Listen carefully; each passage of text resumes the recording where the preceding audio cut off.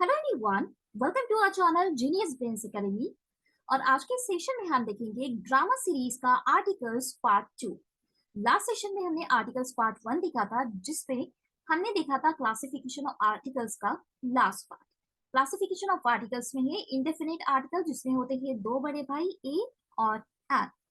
Air and N हम use करते हैं किसी रैंडम पर्सन या रैंडम ऑब्जेक्ट के लिए, और डेफिनेट आर्टिकल्स का मतलब होता है जिससे हम स्पेसिफिक पर्सन या स्पेसिफिक ऑब्जेक्ट के लिए यूज करें, जिसकी इंफॉर्मेशन हम पहले ही बता कर रखते हैं। तो इसमें यूज होता है specific article, that is the. इसके बाद हम थोड़ा सा आगे चलते हैं और देखते हैं usage of A and the. जैसे कि मैंने बताया, ए और एन रैंडम पर्सन या रैंडम ऑब्जेक्ट के लिए हम यूज करेंगे, बट ए और एन में थोड़ा सा डिफरेंस है। जैसे कि ये जो एन है, इसकी दूसरी कंडीशन हमें ये बताती है कि हमें एन वोवल साउंड के पहले यूज करना है, ना कि वोवल के पहले। Remember one thing, there is a basic difference between vowel and vowel sound. Vowel का मतलब होता है ए, ई, आई, ओ एंड यू। ये हमारी वोवल्स है। और अगर हम बात करें वोवल साउंड की, तो हम यहाँ पर नीचे थोड़ा सा डिटेल में देख लेते हैं कि वोवल साउंड क्या होते हैं। कैसे पता करना होता है कि पर्टिकुलर वर्ड जो है ये वोवल साउंड है या नहीं है। जैसे आपके सामने दो वर्ड्स लिखे हैं, अनियन एंड यूनिफॉर्म। तो जब भी मुझे किसी वर्ड का अगर वोवल साउंड चेक करना है, तो हमने इसे विजुअलाइज करना है या लिख कर देखना है हिंदी में। जैसे मैंने यहाँ पर अनियन को हिंदी में नीचे लिख कर देखा है। तो इसमें हिंदी में जब मैंने लिखा तो इसका पहला लेटर क्या है, अ। क्या ये अ इस वोवल साउंड की लिस्ट में है? हाँ, है। That means this onion word is a vowel sound. ठीक है, तो हम यहाँ पर एन यूज करेंगे, ना कि ए या द। ओके। अब बारी आती है यूनिफॉर्म की। जैसे मैंने यहाँ पर फिर से हिंदी में लिख कर चेक किया कि ये यूनिफॉर्म जो वर्ड है ये वोवल साउंड है या नहीं है। इसका पहला वर्ड है य। अगर ये य इस लिस्ट में है तो ये वोवल साउंड रहेगा, अगर नहीं है तो ये वोवल साउंड नहीं रहेगा। जैसे कि य आपको कहीं दिखाई नहीं दे रहा, that means this uniform is not a vowel sound.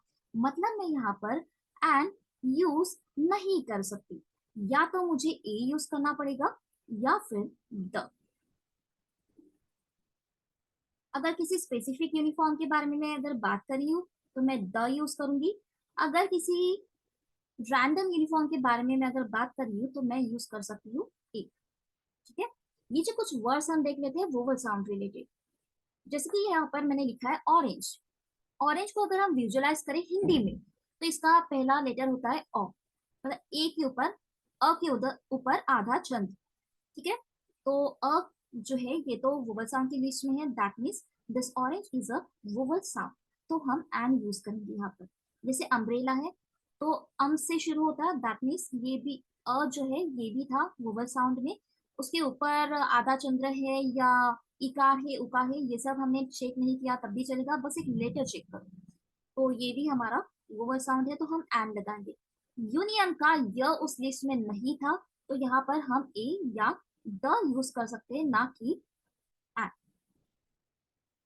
उसके बाद अगर हम बात करें इनकाउंटर, तो ये ए से शुरू होता है। क्या ये ए इस लिस्ट में था वोवल साउंड की लिस्ट में? लेट्स ए है इस लिस्ट में। ठीक है, दैट मीन्स इनकाउंटर ये भी हमारा वोवल साउंड है, तो हम इसके आगे भी लगाएंगे एन। इसके बाद अगर मैं बात करूं एनिमी की, तो ये भी वोवल साउंड है, तो मैं एन यूज करूंगी। अनसेल्फिश पर्सन ये अ से शुरू होता है, अगर हम विजुअलाइज करें हिंदी में तो ये भी हमारा हो गया वोवल साउंड। उसके बाद यूजफुल बुक, या तो इस लिस्ट में है नहीं, तो इसे मैं या तो ए लगाऊंगी या फिर द लगाऊंगी। It depends on particular sentence की मुझे अ लगाना है या द लगाना है। ओके, तो ये हो गए हमारे वोवल साउंड। अब देखते हैं कि द के बारे में हमें क्या इन्फॉर्मेशन दी थी यहाँ पर। जो थर्ड इन्फॉर्मेशन है वो है use the for specific person and for designation. Specific person या स्पेसिफिक ऑब्जेक्ट के लिए तो हमें यूज करना ही है, लेकिन डेजिग्नेशन के लिए भी हमें यूज करना होता है। जैसे अगर मुझे बोलना है the prime minister, the president, the principal. ठीक है, इसके बाद हम थोड़ा सा आगे का पोर्शन देख लेते हैं।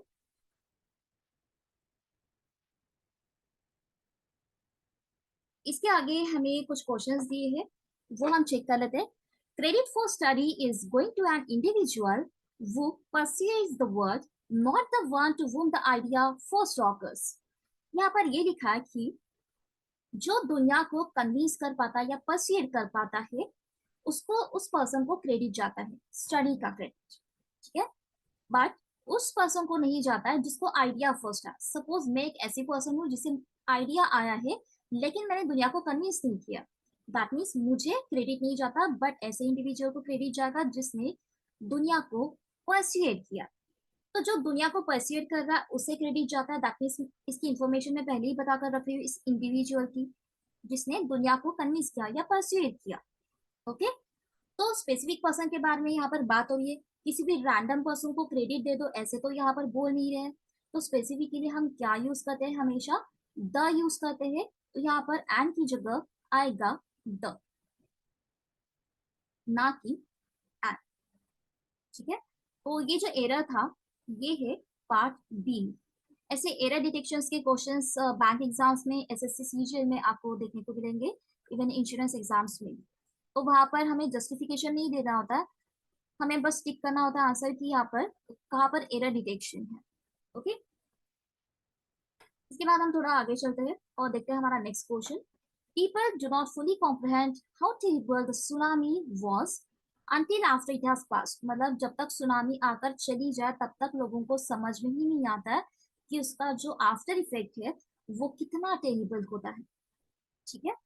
तो अगर मैं यहाँ पर बात करूँ जैसे कि आर्टिकल का ये जो हमारा टॉपिक चल रहा है, यहाँ पे बात की जा रही है सुनामी की।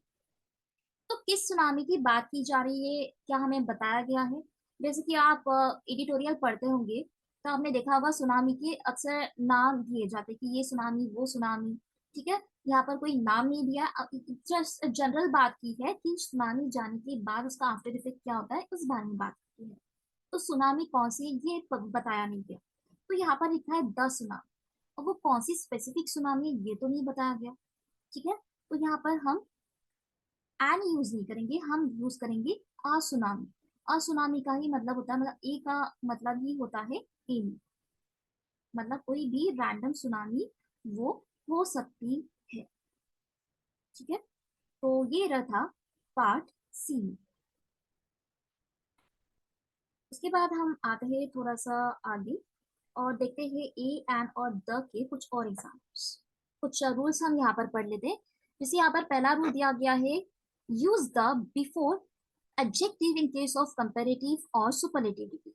जो कंपैरेटिव डिग्री है आपने स्कूल कॉलेज डेज में भी पढ़ा होगा कि जो कंपैरेटिव डिग्री है ये यूज की जाती है फॉर टू पीपल और टू ऑब्जेक्ट्स, ठीक है। दो लोगों में या दो ऑब्जेक्ट्स में मुझे कंपैरिजन करना है तो हम कंपैरेटिव डिग्री यूज करते हैं।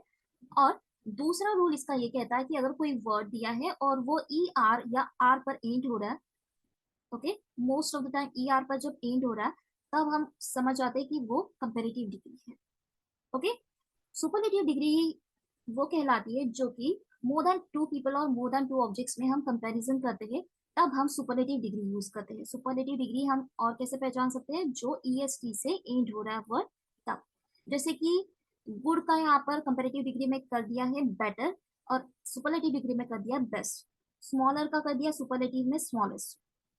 टॉलर का कर दिया सुपरलेटिव डिग्री में टॉलेस्ट, ठीक है। और एक पॉजिटिव डिग्री भी होती है। पॉजिटिव डिग्री वो होती है जहां पर किसी भी चीज का किसी के साथ कंपैरिजन नहीं किया जाता, ठीक है। इसके बाद हम थोड़ा सा आगे बढ़ते हैं और देखते हैं हमारा next question. This is unquestionably better off the two bracelets. मतलब ये नो डाउट ये बेटर है as compared to the two bracelets, ठीक है। अब दो ब्रेसलेट की बात हो रही है तो टू के लिए मैंने आपको क्या बताई थी, superlative sorry comparative degree. Okay, तो कंपैरेटिव डिग्री मैंने बताई है, तो कंपैरेटिव डिग्री जैसे कि ई आर पर एंड होती है वो तो हुई है, बेटर सही यूज किया है। लेकिन और एक यहाँ पर रूल दिया ऊपर, use the before adjective in case of comparative और सुपरलेटिव डिग्री। जब भी सेंटेंस में कंपैरेटिव या सुपरलेटिव डिग्री आपको दिखाई दे तो उसके पहले आपको द ये आर्टिकल यूज करना ही है, ठीक है। जैसे यहाँ पर दिया this is unquestionably better off the two bracelets. तो बेटर ये क्या है, कंपैरेटिव डिग्री है, लेकिन हमने इसके पहले द का यूज नहीं किया है, इसलिए हम यहाँ पर यूज करेंगे द। मैं यहाँ पर लिख लेती हूँ the better, this is unquestionably the better off the two bracelets. तो ये जो एरर थे ये था पार्ट बी।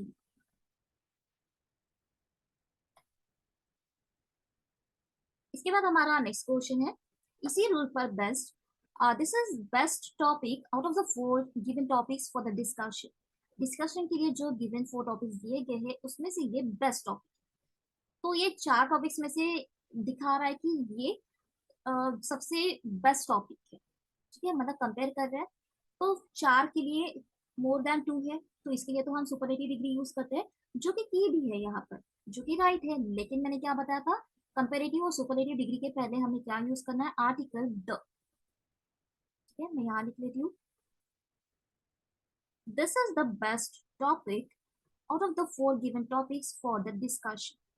तो ये था पार्ट ए में एरर। आर्टिकल्स का जो नेक्स्ट टॉपिक है, जो नेक्स्ट पार्ट है, वो देखेंगे हम नेक्स्ट सेशन में।